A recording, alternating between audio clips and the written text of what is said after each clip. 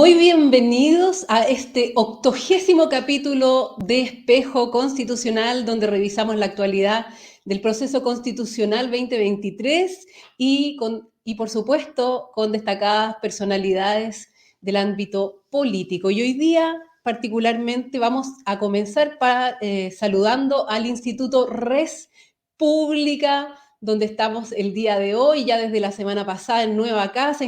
Agradecer a Instituto Res Pública por acoger a Espejo Constitucional. También te recuerdo darle me gusta a este programa, compártelo en tus redes sociales con el hashtag Espejo Constitucional. Búscanos en redes sociales como Espejo Constitucional y también, por supuesto, todas las redes de Instituto Res Pública. Suscríbete a este canal antes que todo. Y bueno, nuestro invitado del día de hoy, quiero presentarlo. Es historiador, académico, director de formación del Instituto Res Pública y columnista de distintos medios de comunicación, por ejemplo, Radio Vivo Vivo, La Tercera y El Líbero. Me refiero al profesor Alejandro San Francisco, a quien le damos una cordial bienvenida. Buenos días, profesor, ¿cómo está? Hola Tarín, muy bien, ¿cómo estás? Qué alegría escucharte y verte. Igualmente, y hoy día vamos a hablar un tema sumamente que está en boga, ¿cierto? En los 50 años de la Unidad Popular que se va a celebrar entonces el 11 de septiembre. Hemos visto al gobierno de cabeza en esta celebración, ha habido también varias polémicas, pero antes de partir con eso, profesor, lo invito a revisar la actualidad del proceso constitucional, que es lo que nos convoca.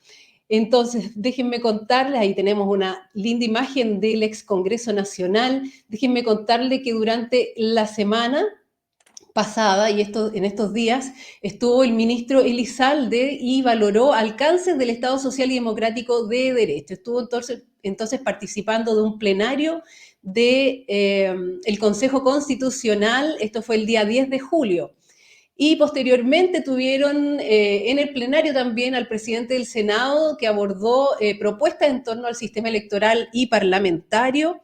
Asimismo estuvo el presidente de la Cámara de Diputados, don Vlado Mirosevich, quien hace llamado a llegar a acuerdos para la estabilidad democrática.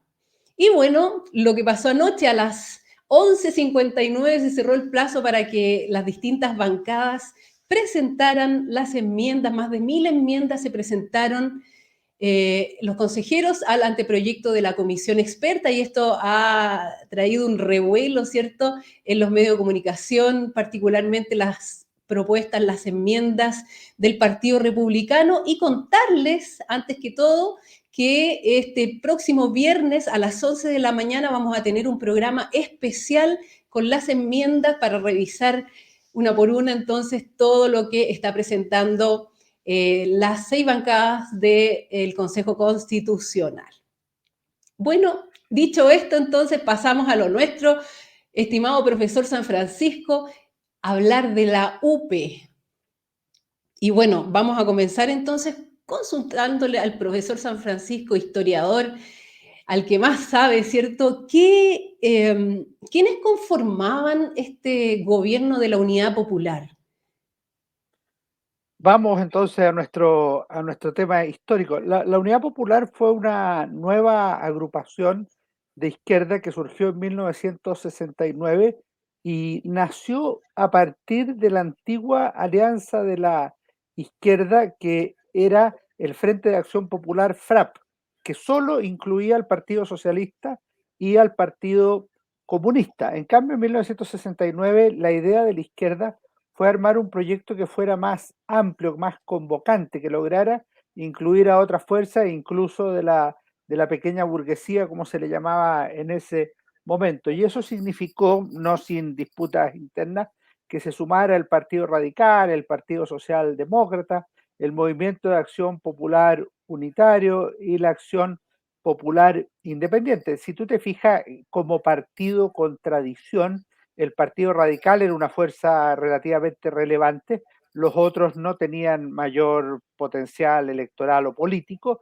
Sin embargo, el MAPU era muy interesante porque se había desgajado de la democracia cristiana en 1969, es decir, el mismo año de la formación de la Unidad Popular y le había quitado a la DC un grupo juvenil muy relevante por una parte y por otro lado muy bien formado y con una mística revolucionaria especial. Muchos de ellos habían participado en la toma de la Universidad Católica el año 67 y otros tenían una importante formación intelectual y líderes jóvenes bien potentes. Entonces, si bien eran pequeños en términos electorales, sí eran relevantes políticamente. Ellos conformaron la Unidad Popular en el último trimestre de 1969 y presentaron su proyecto político al país en diciembre de ese año, que se llamó Programa Básico de Gobierno de la Unidad Popular. Y es bien interesante para terminar que ese programa se plantea un mes antes de elegir al candidato, lo cual es muy tradicional en la izquierda porque es más relevante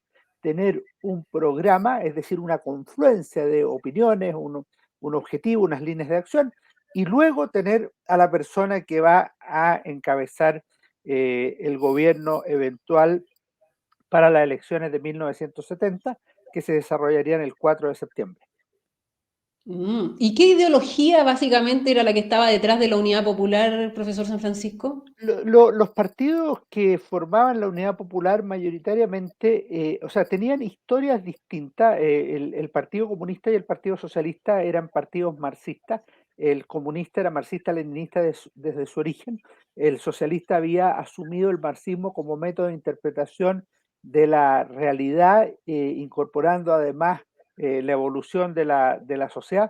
Pero en 1965-67 el Partido Socialista ya se declaró a sí mismo también marxista-leninista cuando acogió la tesis de la vía revolucionaria armada o de la revolución violenta como inevitable y legítima para llegar al poder.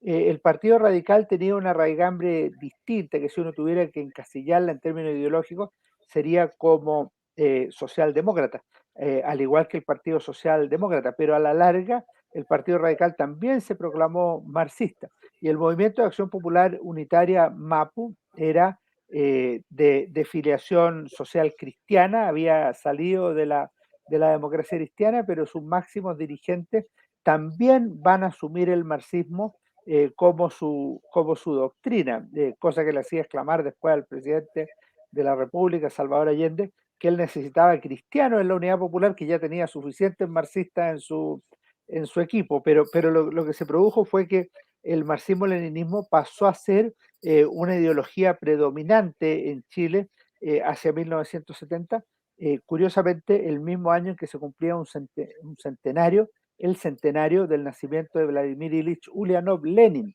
que se conmemoró de manera importante, particularmente por el Partido Comunista de Chile. Perfecto. Quería saber de Salvador Allende, si lo pudiéramos describir en pocas palabras, ¿cómo usted lo describiría? Es muy difícil de describir a Salvador Allende en pocas palabras. Él nació en 1908 en la capital, en Santiago.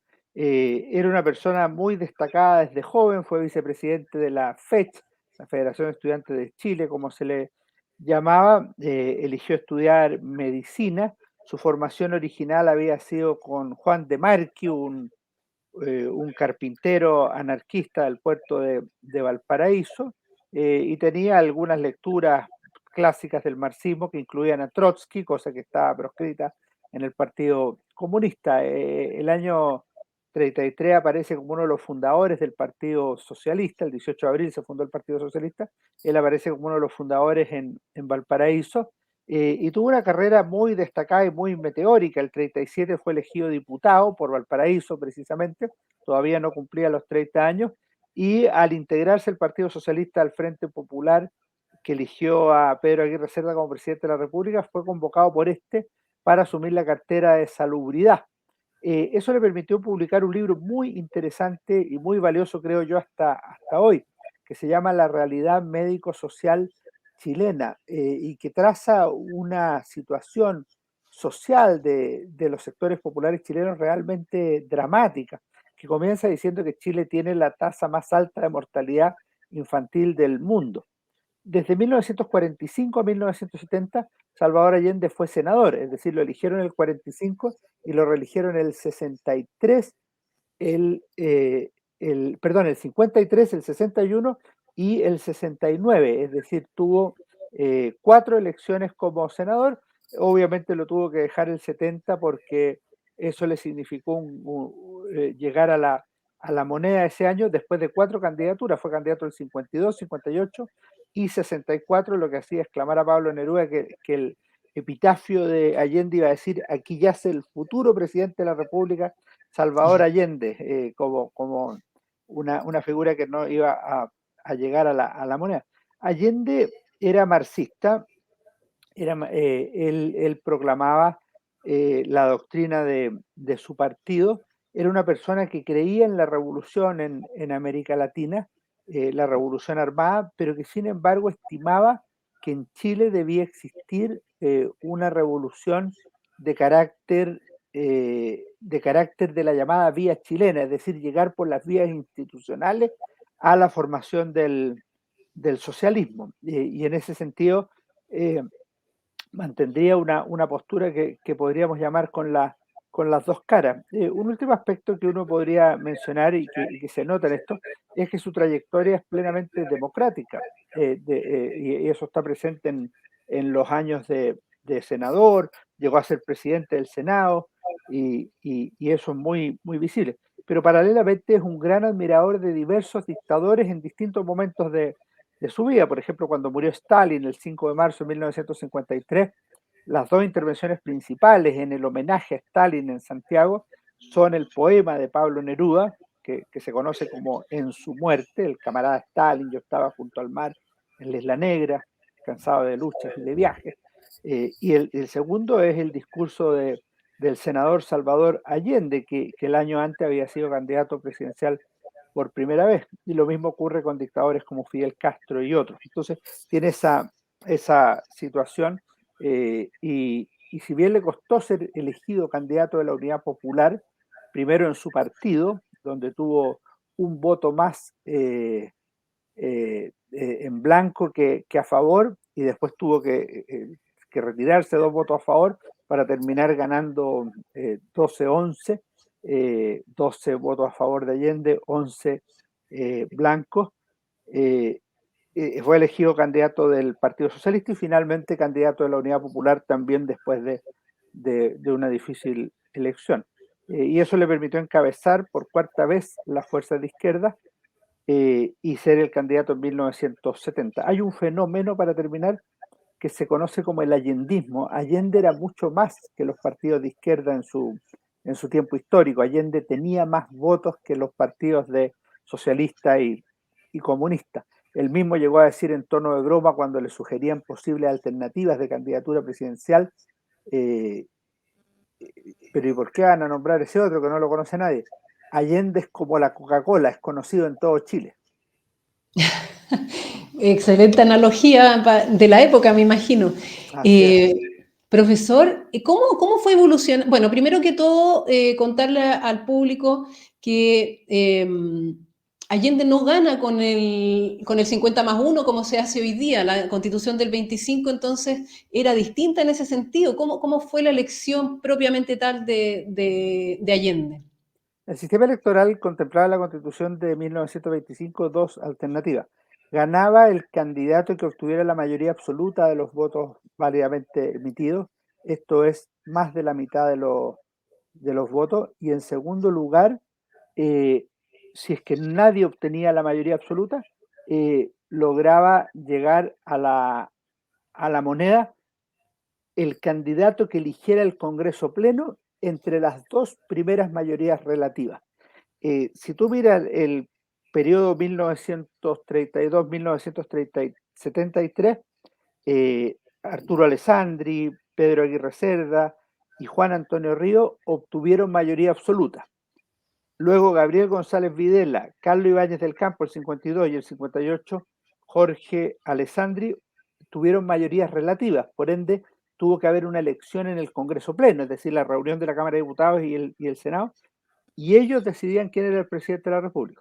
En 1964, Eduardo Frei Montalva obtuvo mayoría absoluta.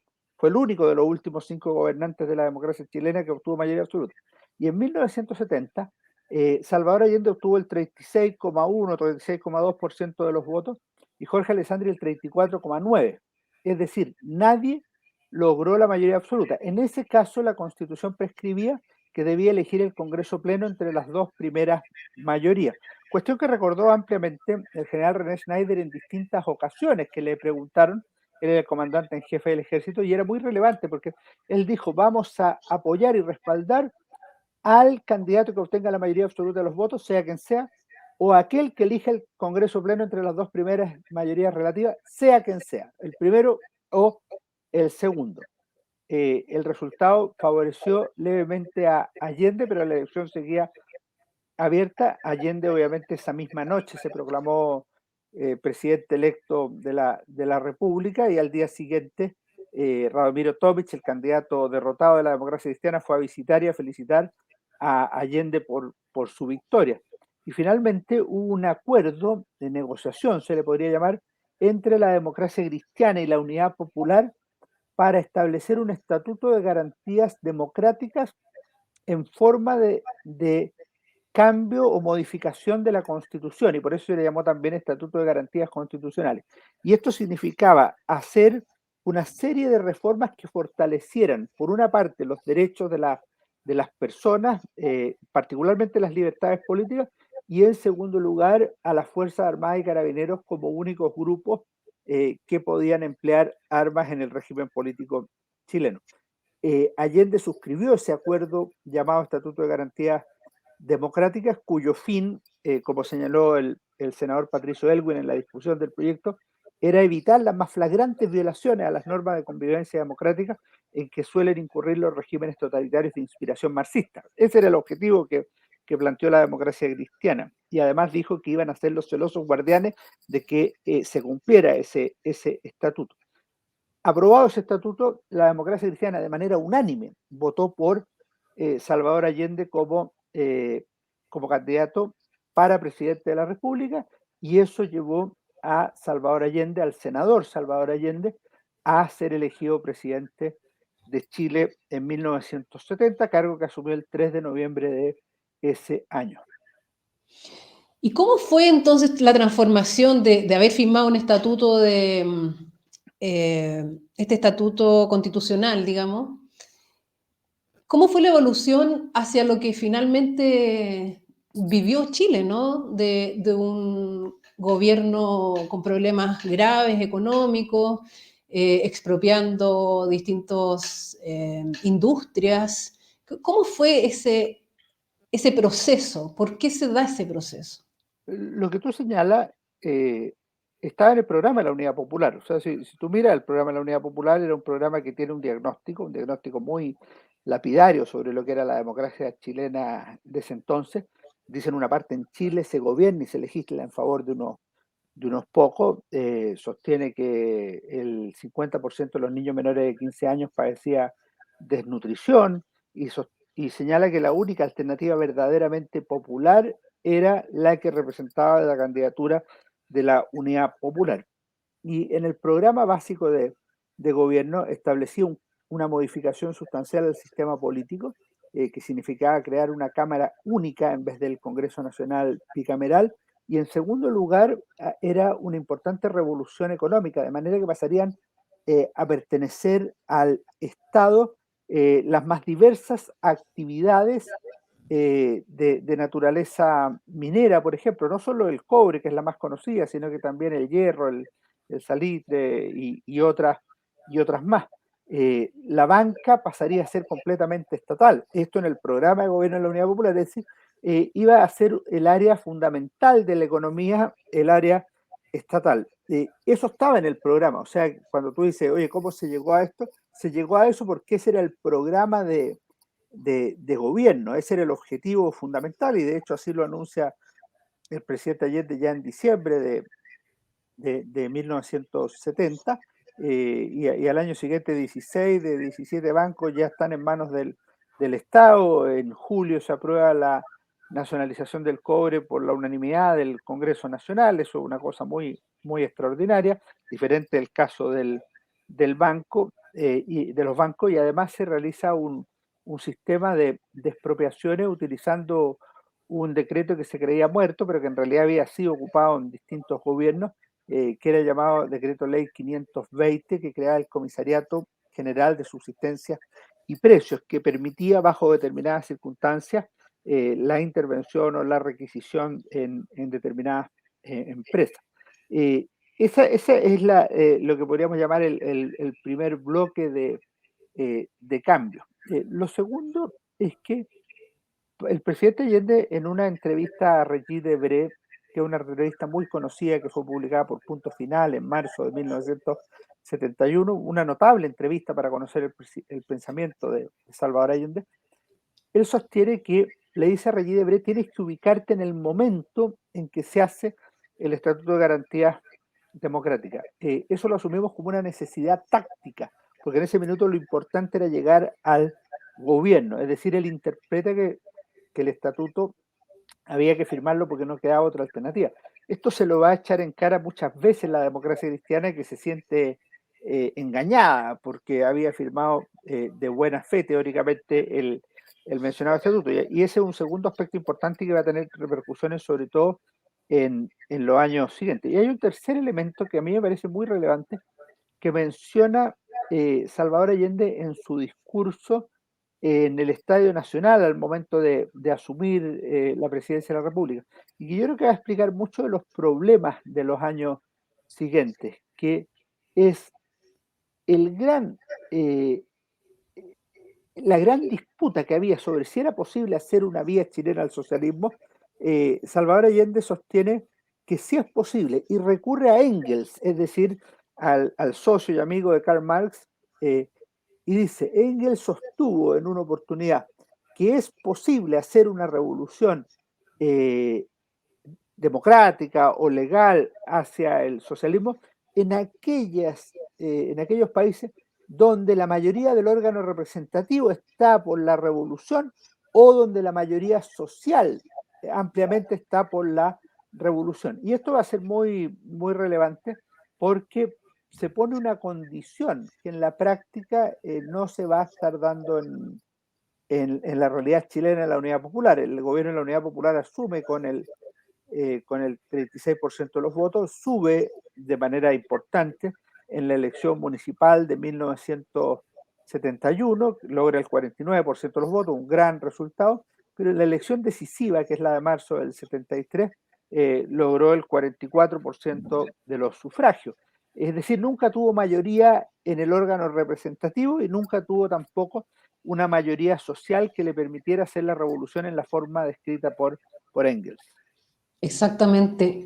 Quería pasar a otro tema. Ahí vemos en imágenes, ¿cierto?, en la visita de Fidel Castro a nuestro país, que dicen que estuvo harto tiempo. Ayer escuchaba a algunos políticos hablar de un mes y medio y la verdad que me parece que son cerca de 25 días nomás.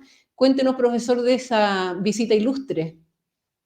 Fidel Castro era el gran ícono de la revolución en América Latina. Él había triunfado en 1959 contra la dictadura de Fulgencio Batista, y fue una revolución con gran apoyo social en Cuba y gran apoyo internacional en distintos lugares. Los jóvenes rebeldes de Sierra Maestra tenían un gran impacto, además mediático. Fidel Castro, Ernesto Che Guevara, Camilo Cienfuegos, Raúl Castro y otras figuras. Luego se instala y pasa a ser un verdadero referente en América Latina, y esto le permite en la práctica consolidarse como el pater de la revolución latinoamericana. Y tiene una frase notable en el discurso de la segunda declaración de La Habana en 1962, que dice: el deber del revolucionario es hacer la revolución. Y lo dice además quien ha hecho una revolución, es decir, ha cumplido su deber de revolucionario, lo cual es también una invitación a otros a hacerlo. Y aunque tiene para sí, así lo creía el marxismo, la historia a su favor, es decir, el futuro avanza en la dirección de la construcción del socialismo, dijo: no, sabemos que al final va a llegar la victoria, pero no es de revolucionario sentarse en la puerta de la casa a ver pasar el cadáver del imperialismo. Es decir, la revolución hay que provocarla, hay que comprometerse como revolucionario. De manera que pasa a ser un líder crucial. De hecho, La Habana pasa a ser un centro de peregrinación de revolucionarios de toda América Latina. Salvador Allende iba prácticamente año a año a La Habana. La primera gran obra poética sobre la Revolución Cubana la escribió un chileno, Pablo Neruda, que se llamó Canción de Gesta, publicada en 1960 en Chile y en La Habana.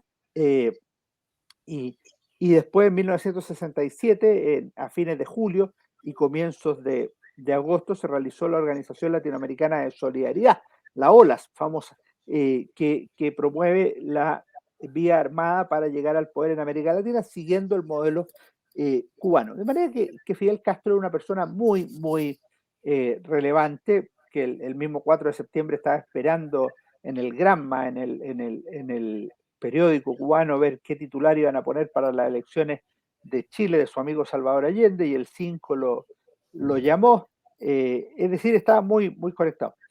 En febrero del 71 anunció que visitaría el país, no se sabía todavía el momento, pero tendría que iba a ser a fin de año, y finalmente llegó el 10 de noviembre de 1971. Y esto es bien interesante. No es como dijeron algunos políticos que se quedó 35 días, se quedó 24 días, se fue el 4 de diciembre, recorrió prácticamente todo Chile, de norte a sur, estuvo en Rancagua, en Coya, por mencionar un lugar minero, pero también estuvo en Chuquicamata, estuvo en El Carbón, estuvo en Magallanes, ciertamente en la capital, en el extremo norte del país, en los más diversos lugares. En Concepción se reunió con los estudiantes de la Federación de Estudiantes de la Universidad de Concepción. O sea, realmente hizo un recorrido tremendo por Chile, pronunció discursos, muchos de ellos larguísimos, en distintos lados, y fue un verdadero rockstar, particularmente en los primeros días. Eh, yo creo que hay una cosa muy interesante y muy, muy relevante, que Fidel Castro fue de las visitas más notables que haya tenido Chile en su historia. Eh, y, y lo que ocurre con él es que se queda tantos días que es una visita declinante, es decir, él comienza en el mayor pic, y resulta que como se va quedando demasiado, a la semana, a los 10 días, empieza una especie de, esto ya está siendo como demasiado. Y eso lo lleva a generar una situación de incomodidad para el gobierno, una especie de intervencionismo para todo quien se quisiera enterar de lo que estaba pasando en Chile, y además genera un pensamiento que han resumido algunos militares, por ejemplo. Bueno, ¿y si le hacen tantos homenajes a Fidel Castro? Y si Fidel Castro, el padre de la revolución en América Latina, ¿no será que aquí se quiere instalar una dictadura como la que hay en la Cuba de Fidel Castro? Pasa a ser una duda razonable que se empieza a plantear en esos días. Por último, Fidel Castro era el que tenía que definir si la vía chilena hacia la revolución estaba funcionando de manera razonable, y, y la verdad es que le preguntaron muchas veces, oye, ¿es una revolución lo que está pasando acá? ¿No es una revolución lo que está pasando acá? ¿Cómo es la cosa? Y él sorteó el problema utilizando una fórmula intermedia. Dijo, lo que se está viviendo en Chile es un proceso revolucionario, que es una forma de sacarse el pillo, porque la verdad es que él creía que la revolución chilena no tenía las posibilidades de éxito que suponían quienes la habían diseñado, porque la verdadera revolución es la revolución armada, la auténtica revolución, la revolución proletaria, la revolución campesina. Y en ese sentido él tenía muchas serias reservas sobre cómo se estaba haciendo la revolución en Chile, pero al final terminó siendo un relativo problema Fidel Castro, y de hecho en su despedida, en ese famoso discurso en el Estadio Nacional a comienzos de diciembre, el Estadio Nacional no estaba repleto. Había mucha gente, pero no estaba repleto. Y paralelamente se realizó durante su visita, bien al final, la primera gran protesta social contra el gobierno de la Unidad Popular, que fue la llamada Marcha de las Cacerolas Vacías, que realizaron las mujeres. Entonces, él alcanzó a ver esta movilización opositora en las calles. Y quería preguntarle, ¿es verdad que Fidel Castro le regala un fusil de guerra a Salvador Allende? Efectivamente, él le había regalado un arma a Salvador Allende, que Salvador Allende conservaba, por supuesto, y es la que no solo eso, ¿ah? Cuando Salvador Allende visitó Cuba, se reunió también con Ernesto Che Guevara, quien dijo conocer perfectamente quién era Salvador Allende y le regaló su libro Guerra de Guerrillas, que tiene una dedicatoria más o menos así, a Salvador Allende que por otros medios busca lograr lo mismo. Es decir, había una sintonía entre la Revolución cubana y la Revolución chilena, que estuvo vigente al menos hasta 1973. Después se bifurca la posición de los socialistas chilenos, no así de los comunistas, eh, y un sector del socialismo chileno ya en los años 90 comienza a pedir que sería bueno que Fidel Castro avanzara hacia una fórmula democrática, electoral, más occidental. Ahí tenemos entonces algunas de las marchas a trabajadores municipales con Allende. Entonces, tenía bastante apoyo político la Unidad Popular, pero no es necesario para hacer la revolución, si bien entiendo, ¿no es así, profesor? Es bueno entenderlo bien porque de repente en esto se producen confusiones.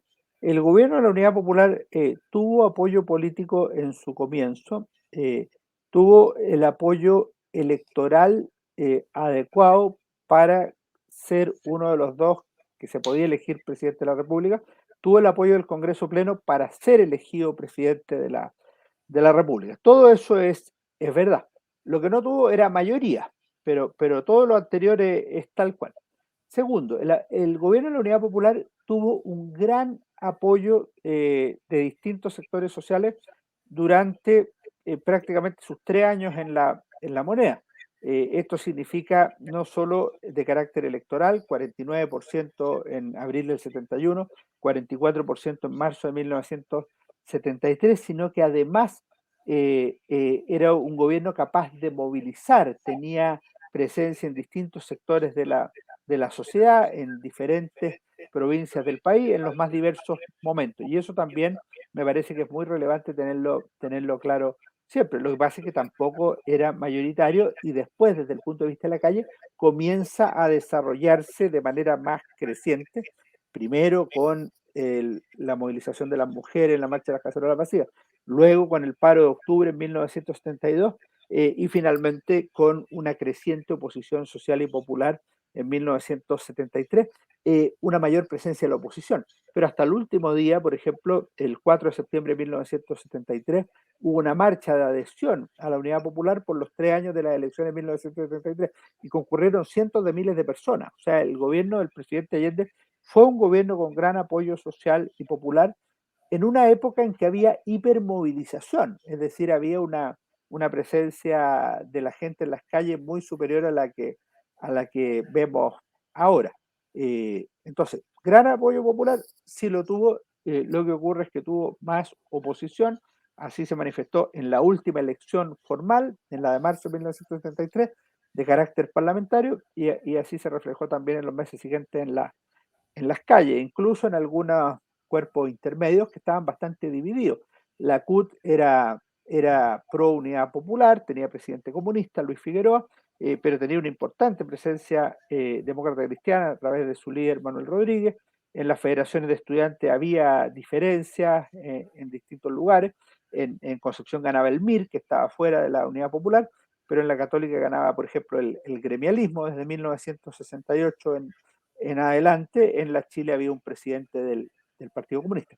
Y en la FESE, la Federación de Estudiantes Secundarios, que era el órgano representativo más importante de los liceos, en 1973 dirigían los demócratas cristianos y tenían mayoría en esos tiempos los demócratas cristianos, es decir, la oposición al gobierno de la Unidad Popular. En esto la lucha social se dio en los más diversos planos. En este gobierno entonces comenzó la inflación a hacer grandes problemas económicos, ¿cierto? Había desabastecimiento. Acá tengo una imagen de lo que fue una política del Ministerio de Economía, Fomento y Reconstrucción, como dice ahí, Dirección de Industria y Comercio, Departamento, Juntas de Abastecimiento y Control de Precios. Si usted no tenía esta credencial, no comía, así de simple. No es tan simple, ¿eh? ¿No? O sea, pues si no se habrían muerto muchas personas por no tener la credencial, pues si no comen, se mueren. Claro, funcionaba el mercado negro, ¿no? Estaban cerrando industrias o entregaban más bien las industrias como al control popular. ¿Estoy lo cierto, profesor? Lo que ocurre es que el primer año la Unidad Popular desarrolla una política muy expansiva en lo que se conoce como la macroeconómica del populismo. O sea, lo que hay es una gran expansión monetaria, aumenta la masa monetaria en la sociedad sin que aumente la productividad real en el país. Entonces, aumentan los salarios, aumenta la demanda, eso se percibe como bueno, la gente tiene más acceso a bienes, pero efectivamente a partir del segundo año, a fines del 71, ya se empiezan a ver las consecuencias de eso. Una es la que tú mencionaste muy bien, que es la inflación. La inflación es el aumento de precios y lo que ocurre con eso es que la inflación se va comiendo los aumentos de salarios, de manera que al final lo que parecía bueno ya no es tan bueno. Idea. Segunda cosa es que comienza a haber efectivamente desabastecimiento, porque el gobierno era el que fijaba los precios, entonces si quiere que no haya inflación, fija precios más bajos y eso mismo genera desabastecimiento. Se crea esta junta de abastecimiento y control de precios, la JAP, y eso efectivamente la oposición lo percibe en la forma que tú dices, o sea, como un control político y no solo como una posibilidad de distribución de alimentos. Entonces, el sistema comienza a ser, como lo describió un dirigente opositor, como el de una economía de guerra. O sea, no funciona la fórmula habitual, sino que comienza a funcionar la inflación, el mercado negro, el desabastecimiento, el intercambio de bienes de unos con otros. Por supuesto, hay denuncias de parte de la Unidad Popular y sus afines de acaparamiento por parte de algunos empresarios, pero es un hecho objetivo que la disposición, la disponibilidad de bienes no es la misma en 1972 que en 1970. O sea, hay un problema objetivo de carácter económico. Un segundo dato es un hecho objetivo, que la inflación, se mida como se mida, ha crecido una enormidad y eso que el programa de la Unidad Popular o el propio Salvador Allende llamaban el robo que se producía en los salarios de los sectores populares, que era la inflación, ese mal endémico de Chile, la verdad es que se estaba dando y en condiciones mucho más graves, incluso en el gobierno de la propia Unidad Popular. Y efectivamente a eso se sumaba el, el control de las fábricas con todo lo que eso implica, porque efectivamente no hay una producción que sea equivalente. El país en 1973, le dice Patricio Elwin a Salvador Allende, está prácticamente paralizado, nadie trabaja. Y evidentemente eso va a tener consecuencias y el presidente Allende, lejos de contrastar la postura de Patricio Elwin, la comprende, la entiende y dice que efectivamente hay que hacer algo al respecto. O sea, son datos que son parte de la realidad. Les quiero mostrar un video del presidente Frei Montalva a una entrevista a la televisión holandesa donde habla justamente de este momento histórico. Atención con ese video. Partido que este partido tiene una relación ambigua con grupos de derecha, con grupos fascistoides, fascistas. ¿Cuál es su opinión?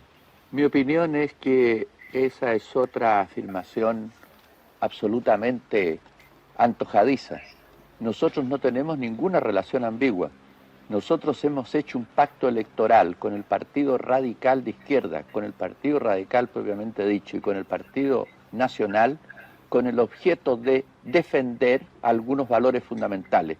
Porque es bueno que sepan los auditores holandeses que este país que tiene 150 años de libertad está amenazado de dictadura, igual que Cuba, y que todos los pasos que se han dado sistemáticamente es para eso, y que en este momento en que por el fracaso del gobierno la gente no tiene que comer, quieren establecer un racionamiento a través de comités políticos, ni siquiera a través de las organizaciones del Estado.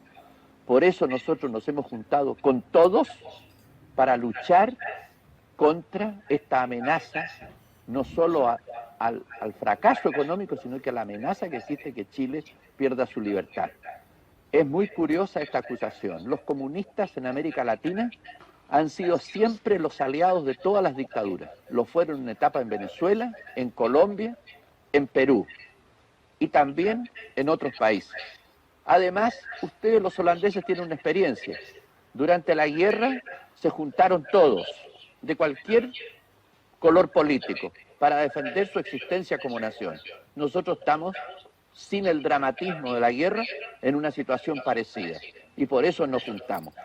Hay una cosa muy curiosa, los izquierdistas europeos, como los izquierdistas o los comunistas de América Latina, ellos pueden hacer pactos con todo el mundo, por táctica.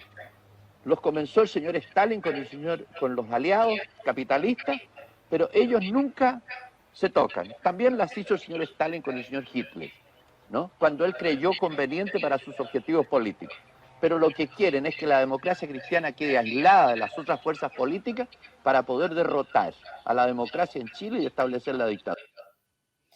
Bueno, le recriminan entonces las alianzas que está haciendo. ¿Qué le parecen las palabras del expresidente Frei Montalva? Hay que ubicarla en el contexto. Esto es en torno a fines de 1972, comienzo de 1973, cuando se forma la Confederación Democrática CODE, que efectivamente integraba la democracia cristiana, el Partido Nacional, el PRI y la democracia radical.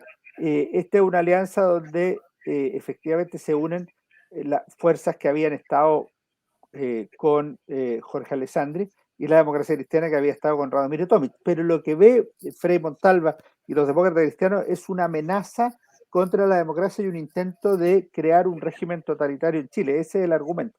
El argumento no es solo de Frei, lo había dado Renan Fuentealba, presidente del PDC, en agosto de 1972, y eso es lo que hace volver a Frei Montalva a la arena política práctica, o sea, al corazón de la vía política. ¿Y qué significó eso? Que en las elecciones de marzo de 1933, Frei encabezara la lista del Partido Demócrata Cristiano para la elección del Senado en Santiago. El resultado fue extraordinario para Frei. Frei era la figura política más notable en Chile, probablemente, esto ya depende de los gustos, pero con Jorge Alessandri por la derecha y con Salvador Allende por la izquierda. Frei tenía un inmenso prestigio internacional y era un gran ganador de votos. Esto significó que en la elección de 1973 obtuviera casi 400.000 votos, en circunstancias que los segundos, que eran de izquierda, Volodya Teitelbaum y Carlos Altamirano, no llegaban a los 230.000 o por ahí, y después venía Sergio Onofre Jarpa, es decir, casi duplicaba a sus seguidores. Se eligieron 5 senadores en Santiago, como en las distintas circunscripciones que elegían. La democracia cristiana logró 2. Y Frei fue sin duda la figura más relevante en esos comicios. Esto le permitió a la democracia cristiana obtener, por un lado, la mayoría en la Cámara de Diputados, en torno al 29%, y la mayoría aún superior en el Senado. Y Frei Montalva fue elegido presidente del Senado con el Congreso que comenzó a funcionar el 21 de mayo de ese mismo año 1973 y se transformó en uno de los adversarios más férreos, más importantes de la propia Unidad Popular. Además, Frei, como se pudo ver en la respuesta, tenía una gran formación intelectual, una gran formación histórica. Frei llegó a la vía política más o menos en la misma época que Salvador Allende. Fue candidato el 37 también por Tarapacá, no resultó electo, pero escribió varios libros en su juventud. Ese mismo año escribió Chile Desconocido y al comienzo de los años 40 escribió Aún es tiempo y Política y Espíritu, que es probablemente su libro más importante. Es decir, una figura realmente de de gran calado intelectual y de una trayectoria política importante, que había liderado Chile entre 1964 y 1970 con muchas dificultades que le permitieron a él llegar con gran prestigio al final del gobierno, pero a su partido demócrata cristiano y al gobierno incluso no le alcanzó el mismo prestigio. Aquí vemos una imagen de las largas filas entonces que hacían las personas para poder obtener algunos alimentos en esta época. Cuando uno habla con la gente, lo que más recuerdan de esa época justamente es la fila que había que hacer para ir a comprar. Distinto es lo que vivimos hoy en día. Entonces les quiero mostrar un video de la época donde se entrevistan a varias personas que están en una manifestación contra el gobierno de Allende. Atención con ese video. Una señora modesta pobladora, digo. Que se asomara un poquito por aquí, el compañero. Que venga a ver lo que quiere la mujer chilena, que se vaya. ¿Qué le piden ustedes al presidente Allende? Encuentro que el país está muy mal y tiene que cambiar. ¿Qué edad tienes tú? ¿Ah? ¿Tienes derecho a voto? Sí. ¿Tienes derecho a voto? ¿Quiénes han venido de tu casa hoy? Vinieron todos. Todas las mujeres y todos los hombres. ¿Qué mensaje tienen ustedes para Allende? Para que se vaya, no que se vaya. ¡Cállate la voluntad popular!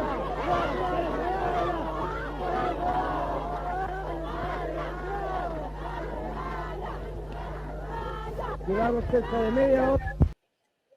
Bueno, ese es un reporteo del joven periodista Julio López Blanco cubriendo una manifestación contra el gobierno de Salvador Allende. Eso ya debe haber sido al final de la época de Salvador Allende. Efectivamente, y hay dos cosas que son relevantes. Primero, lo que tú decías de las colas. Primero fue un hecho real, o sea, las colas eran parte del paisaje cotidiano y tenían una utilización política. Si uno recuerda lo que fue la campaña del Partido Nacional en 1973, Sergio Nofre Jarpa, el presidente del partido y candidato a senador por Santiago, sostuvo en esa ocasión en sus mensajes radiales y otros, decía: el gobierno ha condenado a las dueñas de casa a la humillación de las colas. El Partido Nacional no acepta este vejamen a las dueñas de casa, y terminaba Jarpa una sola línea, es decir, eso pasó a ser parte de la propaganda electoral. Y en segundo lugar, hay una cosa que es bien delicada en el sistema político chileno, pues legítimamente esas personas podrían decir que se vaya. En una marcha de la UP, si se hubiera consultado, ¿qué quiere usted? Bueno, consolidar la revolución y terminar con el proceso que hemos comenzado. El problema que tiene un sistema como el chileno, de carácter presidencial, es que no tiene una capacidad de resolver este tipo de conflictos. En los regímenes parlamentarios, cuando ocurre lo que pasó en Chile en 1973, las elecciones parlamentarias, de inmediato cambia el gobierno y sin trauma. Es decir, pierde Allende la elección, 44%, la oposición 56% o 55%, y de inmediato tiene que llamarse a conformar un nuevo gobierno. En los países de monarquías constitucionales o parlamentarias, el rey llama entonces al líder de la mayoría, Frei Montalva en este caso, y le dice: conforme gobierno. Y si él logra conformar gobierno, habla con los partidos aliados y listo, obtiene la mayoría en el Congreso, cambio de gobierno. Se va el presidente Allende en este caso, entra el presidente Frei. Pero Chile es un país presidencial y los presidentes se eligen por un periodo acotado, que son 6 años. Y el problema es que en los últimos 25 años de la democracia chilena, en la práctica, Chile tenía un sistema de doble minoría. Por un lado, un presidente elegido de manera minoritaria y después tenía que ser elegido por el Congreso Pleno, y en segundo lugar, ese presidente tenía minoría en las cámaras, de manera que era un sistema como contraintuitivo o contradictorio respecto a lo que podrían entender los europeos. Y evidentemente eso no tenía prácticamente solución. ¿Qué soluciones tiene eso? Bueno, un acuerdo político, por ejemplo, que Allende hubiera llegado a un acuerdo con la democracia cristiana, eso no ocurrió. La otra solución, por supuesto, es que el gobierno obtenga mayoría, tampoco ocurrió en las elecciones de marzo. Y segundo, no hacer cambios, sino dedicarse a gobernar con lo que hay, con las leyes que hay, que son gobiernos de administración, no gobiernos de revolución o de transformación. Exactamente. Vamos a revisar ahora un video cortito que les traje del expresidente Elwin, Patricio Elwin Azócar. Atención con eso. Chilena de construcción del socialismo. que empujó y enarboló como bandera a la unidad popular y exhibió mucho en el extranjero, estaba rotundamente fracasada. Y eso lo sabían los militantes de la Unidad Popular y lo sabía Allende. Y por eso ellos se prestaban, a través de la organización de milicias armadas, muy fuertemente equipadas, que constituían un verdadero ejército paralelo, para dar un autogolpe y asumir por la violencia la totalidad del poder. En estas circunstancias pensamos que la acción de las Fuerzas Armadas simplemente se anticipó a ese riesgo para salvar al país de caer en una guerra civil o en una tiranía comunista. Fuertes declaraciones de milicias armadas, eso se nos fue conversar, profesor. Cuénteme de qué pasaba, por qué había milicias armadas en Chile si teníamos nuestras Fuerzas Armadas, Carabineros y la Policía de Investigaciones. ¿Qué pasa ahí que hay personas que están, por ejemplo, el grupo de amigos del presidente que están armados? ¿Cómo se da esa situación? La declaración es posterior al 11 de septiembre de 1973, cuando vienen sobre todo medios extranjeros a consultar qué es lo que ha pasado en Chile, y este es un intento de explicar lo que ha ocurrido en Chile. Desde los años 60, al menos el Movimiento de Izquierda Revolucionario MIR, fundado el 15 de agosto de 1965, o también el Partido Socialista en su Congreso de Chillán de 1967, habían sostenido que la violencia revolucionaria era legítima, era necesaria, era inevitable para alcanzar el poder, que es una tesis clásica del marxismo-leninismo. En las páginas finales del manifiesto comunista aparece que los comunistas no aceptan sus objetivos, cuáles son la subversión violenta de todo el orden social existente. En la misma línea se puede apreciar en El Estado y la Revolución, el libro de Lenin, que escribió entre 1917 y 1918, en que trata de dejar de lado a aquellos marxistas que suponen que se puede hacer la revolución sin violencia, sostiene que solo por la violencia se puede hacer la revolución. De manera que eso lleva a intentos de formar grupos armados, que son más bien pequeños. Yo no comparto la aseveración del presidente de la Democracia Cristiana, Patricio Elwin, en el sentido que eran un verdadero ejército paralelo, porque no daba para tanto. Lo que sí se había producido era una cuestión al margen de la legalidad. Primero, el que tú mencionas, el grupo de amigos personales, el GAP, era un grupo al margen de la legalidad, o sea, había una fórmula para proteger a los presidentes de la República, y eso estaba dentro de los órganos normales del Estado. Aquí se forma un grupo armado de amigos, es decir, absolutamente irregular. En segundo lugar, llegaron armas a Chile en aquellos años, fundamentalmente desde Cuba, y así lo han reconocido dirigentes del MIR y otros líderes de la Unidad Popular, que era por si acaso ocurría algo como un golpe de Estado, una guerra civil, que era que estuvieran armados. Muchas de esas armas se conservaban en Cuba. Algunos dirigentes del MIR sostienen que cuando ellos dejan de ser parte del GAP del presidente Salvador Allende, ellos se llevan la mitad de las armas, de manera que tienen un control sobre ellas, y esto obedece a factores ideológicos y eventualmente a miradas tácticas sobre el fin, que es la construcción del socialismo. ¿Por qué? Porque es evidente que en la forma en que se está construyendo el socialismo es muy difícil que tenga éxito, particularmente porque hay minoría en las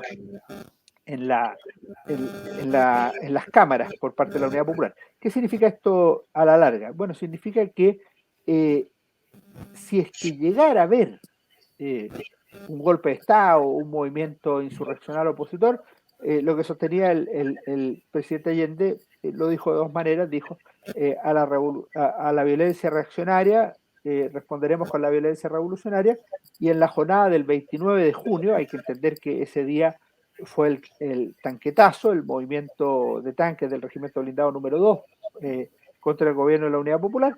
El presidente Allende dije, si llega la hora, armas tendrá el pueblo. Es decir, había una idea de que podría ser necesario ocupar una fuerza armada, cosa que finalmente no se hizo. Y por otro lado, cuando se ve que ni la revolución se consolida, y que hay actos sediciosos, como le llama el gobierno, de la oposición o incluso de las Fuerzas Armadas, como los del 29 de junio, personas como Miguel Enríquez, en una fecha similar a esta, a julio, pero de 1973, sostiene que se ha acabado la época de las ilusiones reformistas, de la revolución sin costo social, y que habían terminado por imponerse las leyes de hierro de la lucha de clases.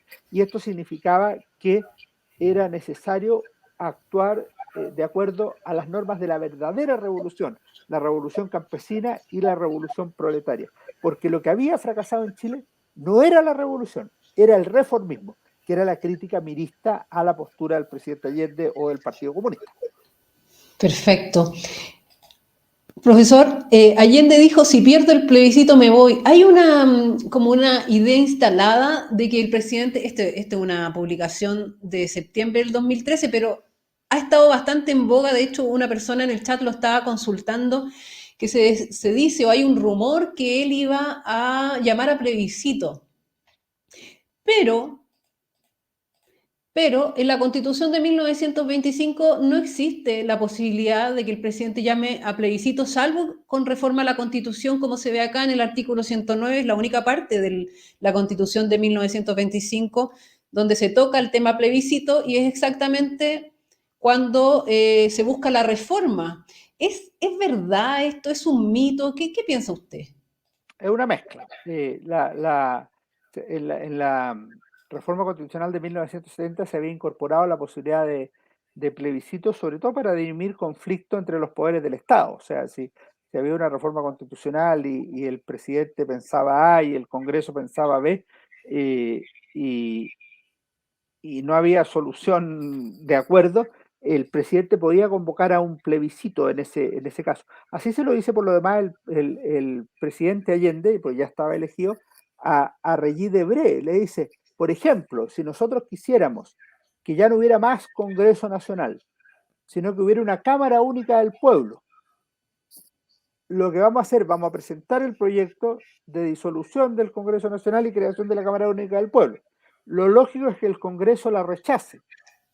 Bueno, nosotros llamaríamos a plebiscito, y ahí el pueblo diría que quiere Cámara Única del Pueblo y no plebiscito.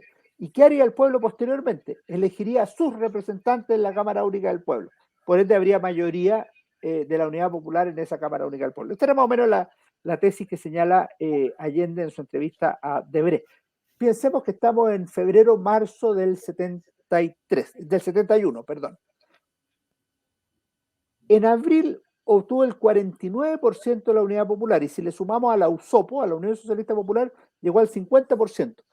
O sea, si hubiera llamado a plebiscito ahí, o sea, el plebiscito hubiera sido junto con la elección municipal, y si hubiera dado el mismo resultado, el plebiscito lo hubiera ganado Allende, la Unidad Popular. Pero no lo hizo.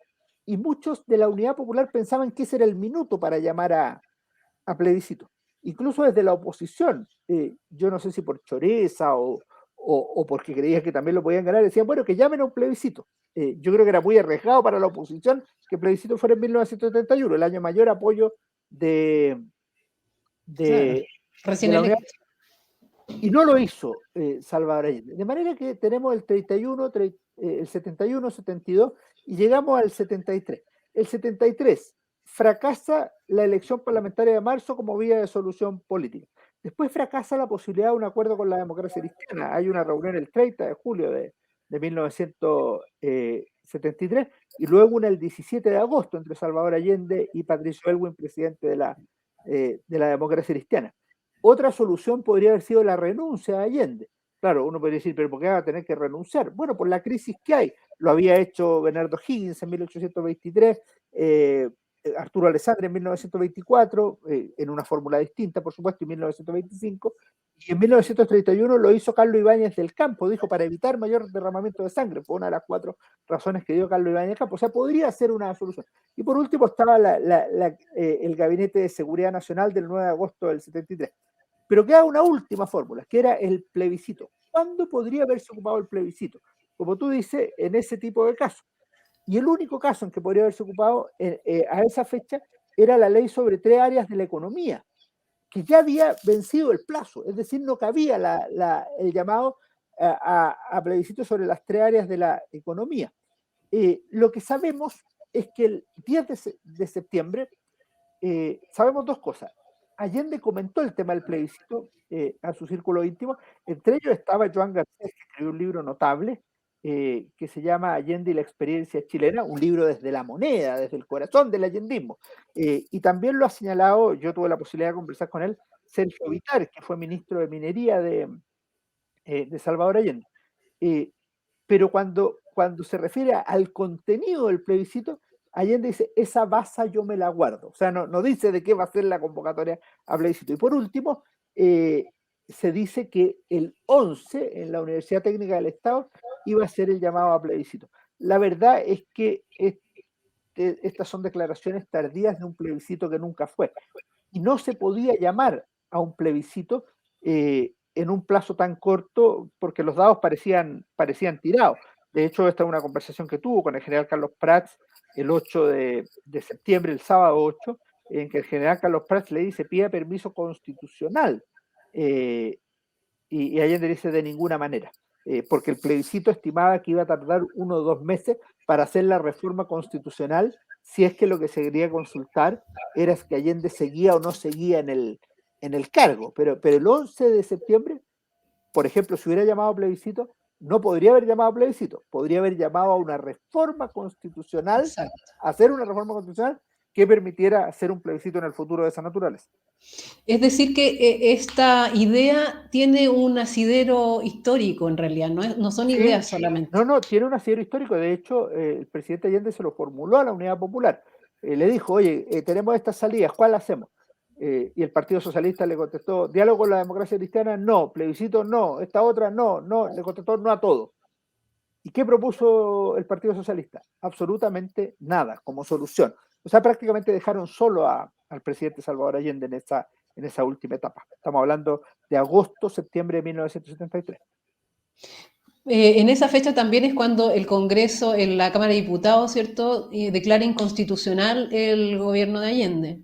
Lo que señala la Cámara de Diputados el 22 de agosto de 1963 es el grave quebrantamiento del orden constitucional y legal de la República. Ese es el acuerdo que adopta la Cámara de Diputados mayoritariamente en una álgida sesión y el acuerdo es muy expresivo. Dice básicamente 2 o 3 cosas relevantes. La primera es que el gobierno está intentando controlar el poder total y este ánimo totalitario es con el objetivo de terminar con la democracia en Chile y que sea anulado el Estado de Derecho. Primera idea. Segunda idea, hay 2 vías por las cuales se ha atacado y vulnerado la Constitución y las leyes. Primero, la violación de los derechos de las personas y enumera un catálogo al respecto. En segundo lugar, a través de la violación del principio de separación de poderes y enuncia también una serie de argumentos. Y por eso le representa al presidente de la República y a los ministros, miembros de la Fuerza Armada y de Carabineros, estamos en el Gabinete de Seguridad Nacional del 9 de agosto, el grave quebrantamiento constitucional y legal de la República y le pide a los ministros, miembros de la Fuerza Armada y de Carabineros, que pongan fin a las situaciones de hecho referidas, es decir, a las violaciones de la Constitución y las leyes en materia de derechos fundamentales y en materia de separación de poderes.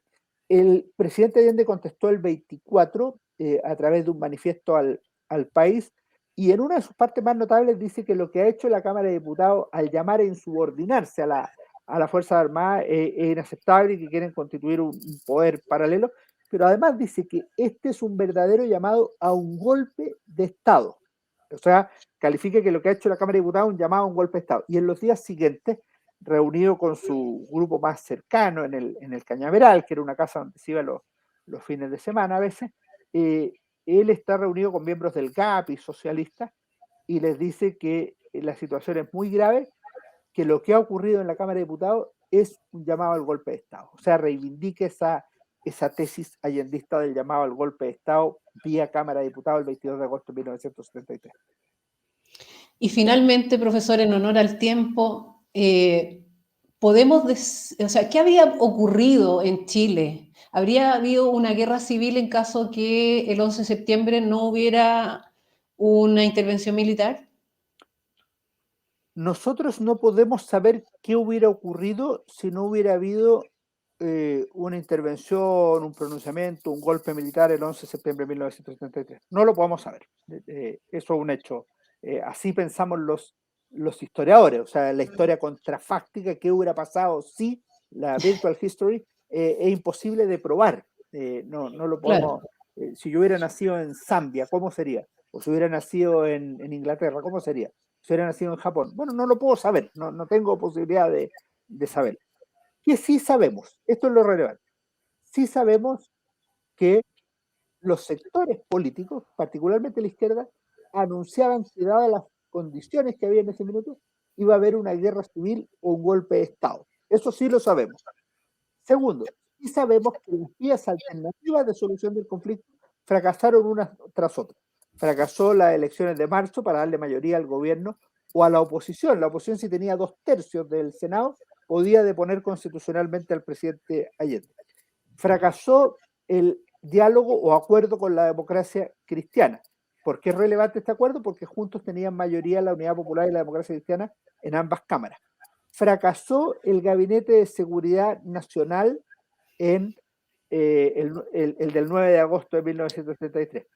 El presidente Allende no se allanó a renunciar ni a abandonar el país con permiso constitucional.